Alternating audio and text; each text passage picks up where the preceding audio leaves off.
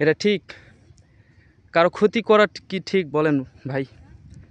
টাকা তো লাগে ভাই, কিন্তু মানুষ দেখেও না দেখার মতো করে এখানে দেখেন পানিটা নামে দিছে।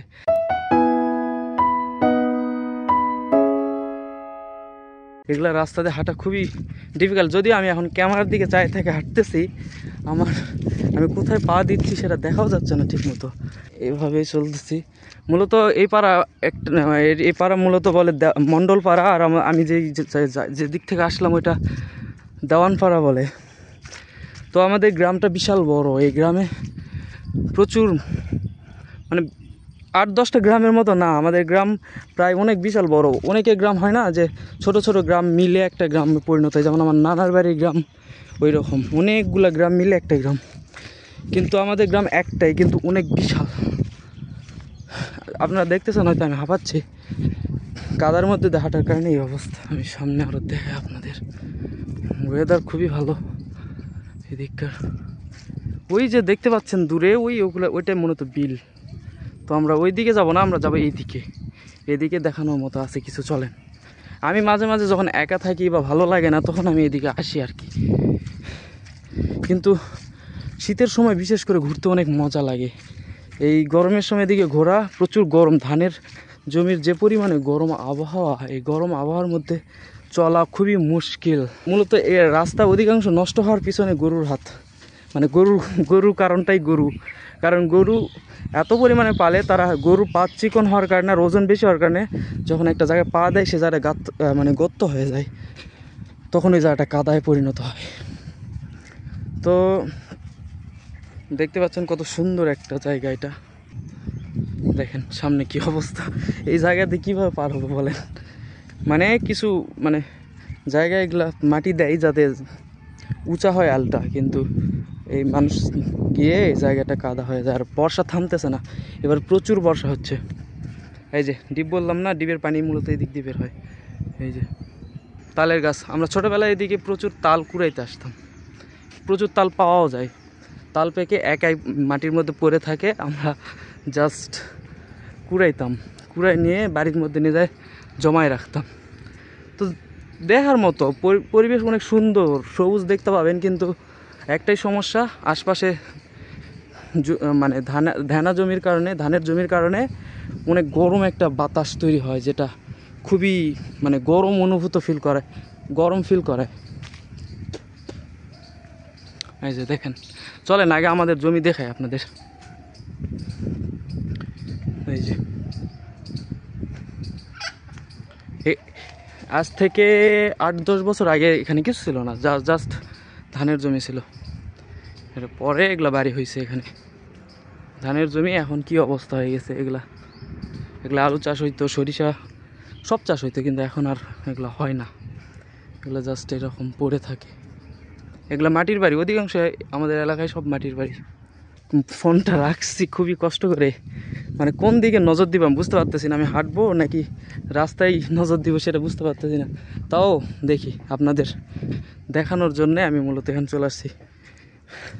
চার সাইডে যে ধানগুলা দেখতে পাচ্ছেন লাগানো হয়েছে, সেগুলা বেশি দিন হয় নাই, এই 10 দিনের ভিতর লাগানো। কোনো ধানের গাছ দেখেন পুরোপুরি দাঁড়াই গেছে, আর কিছু ধানের গাছ এখনও লাগেনি, দাঁড়াতে পারে নাই। ওগুলা আর 4-5 দিন পর ওগুলা ঠিক হয়ে যাবে। ওই যে দূরে দেখতে পাচ্ছেন ওইটাই রাস্তা, মূলত ওই দিক দিয়ে পাকা রাস্তা। এই যে পানি নামতেছে, জানি না আজকে কি অবস্থা আমাদের জমি আবার এমন জায়গায় পড়ছে, এই পানিগুলো ঝামেলা করে।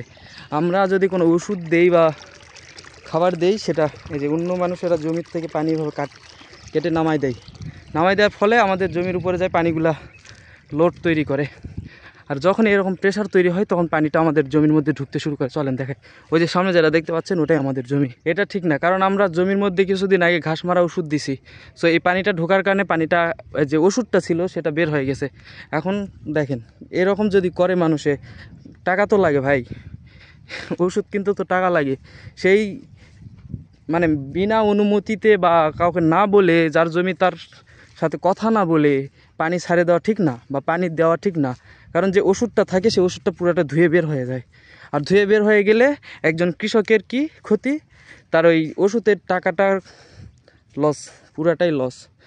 একে তো ওই ঘাস মরবেই না, দেখেন কীভাবে নামতেছে। এখানে যে ধানগুলা ছিল সবগুলা পানির স্রোতে উঠে গেছে।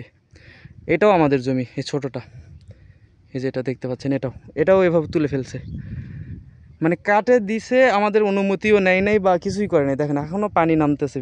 তো এই যে এই জমি আর এই জমির যেই ওষুধটা দেওয়া হয়েছে, আমি অবশ্যই দেখতে পাচ্ছেন ওই যে দূরে আমি একটা অবশ্য ওয়ার্নিং দিয়ে গেছি। ওখানে যে ওষুধটা দেওয়া হয়েছে ওটা একটা লাঠির মধ্যে করে ওখানে রাখা হয়েছে, যাতে মানুষ দেখে বোঝে এখানে ওষুধ দেওয়া আছে।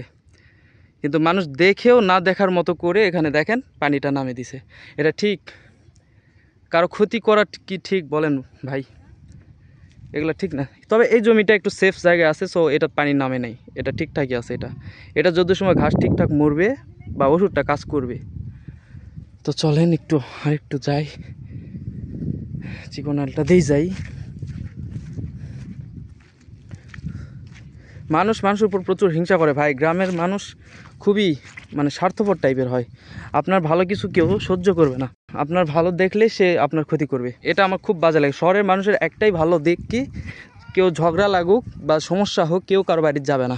কিন্তু আমাদের এলাকায় গ্রামে যদি কারো কিছু হয় সোজা দৌড় দিয়ে আগে তার বাড়িতে যাবে, কি হয়েছে না হয়েছে ওটা আরও বেশি রসালো করবে বা আরও সুন্দর করে প্রেজেন্ট করে ঝগড়া আরও বাড়াই দিবে। বা হবে একটা বলবে আর একটা বলেই মানে ঝগড়াটা বাঁধায়। দেখেন এখানের এই অবস্থা। এই জায়গাতেও কিছু ধান উঠাই গেছে, এই যে এগুলো যুদ্ধের সময় আব্বা এসে বন্ধ করে দিয়ে গেছে। এরকম ছিল না, এরকম ক্ষতি করে মানুষে। কি বলবো বলেন, আমার কিছু বলার নাই। তো চলেন আপনাদের আমি বিল দেখাবো। এই যে দেখতে পাচ্ছেন কি সুন্দর